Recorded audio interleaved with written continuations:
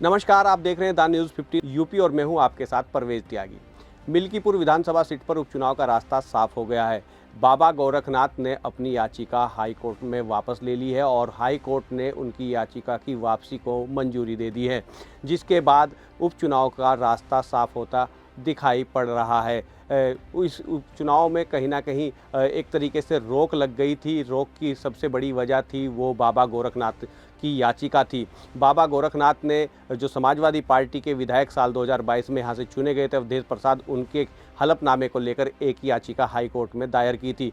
याचिका में उन्होंने कहा था कि नोटरी का उल्लंघन किया गया है। कहीं ना कहीं नोटरी को लेकर एक आपत्ति बाबा गोरखनाथ की तरफ से दर्ज की गई थी, जिसको लेकर हाल ही में जो उत्तर प्रदेश में विधानसभा की 9 सीटों का उपचुनाव हुआ है उसमें मिल्कीपुर सीट को शामिल नहीं किया गया था। इसी अड़चन के चलते मिल्कीपुर विधानसभा का जो चुनाव था वो टाल दिया गया था। लेकिन अब उपचुनाव का रास्ता कहीं ना कहीं हाई कोर्ट की मंजूरी के बाद साफ होता हुआ दिखाई दे रहा है। आपको बता दें कि साल 2022 के विधानसभा चुनाव में यहाँ से समाजवादी पार्टी के अवधेश प्रसाद पासी ने 13,000 वोटों के अंतर से जीत दर्ज की थी। उन्होंने भारतीय जनता पार्टी के बाबा गोरखनाथ को हराया था, जिसके बाद बाबा गोरखनाथ ने उनके खिलाफ हाई कोर्ट में याचिका दायर की थी।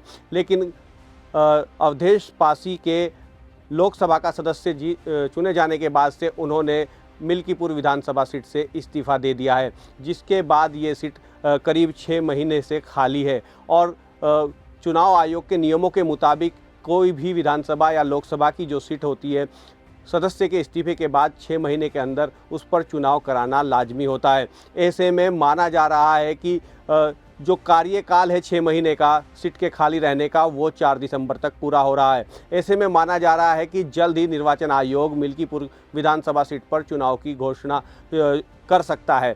ऐसी संभावना जताई जा रही है कि दिल्ली चुनाव के दौरान उत्तर प्रदेश की मिल्कीपुर विधानसभा सीट पर उपचुनाव कराया जा सकता है।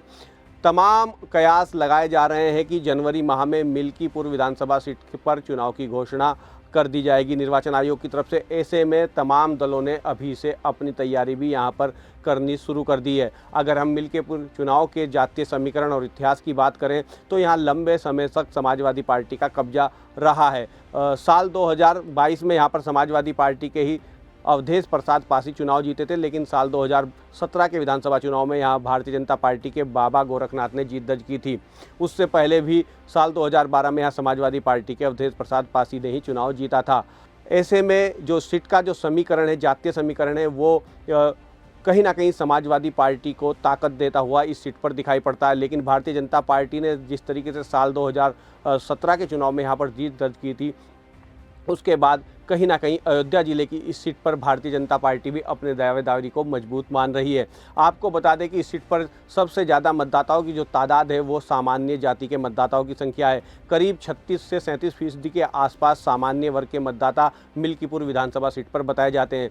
उसके बाद कहीं ना कहीं ओबीसी वर्ग के भी 34 से 35% वोट इस सीट पर हैं। वहीं मुस्लिमों की बात करें तो महज 10% के आसपास ही मुस्लिम मतदाता मिल्कीपुर में बताए जाते हैं। अगर एससी वर्ग की बात करें, जो अवधेश प्रसाद पासी जिस वर्ग से आते हैं और बाबा गोरखनाथ भी जिस वर्ग से आते हैं, क्योंकि ये मिल्कीपुर की जो विधानसभा है ये रिजर्व विधानसभा है, तो यहाँ पर करीब 20 से 21% आबादी और मतदाताओं की जो संख्या है वो एससी वर्ग की, और पासी वर्ग यहाँ पर एक बड़ी ताकत रखता है एससी वर्ग के मतदाताओं में।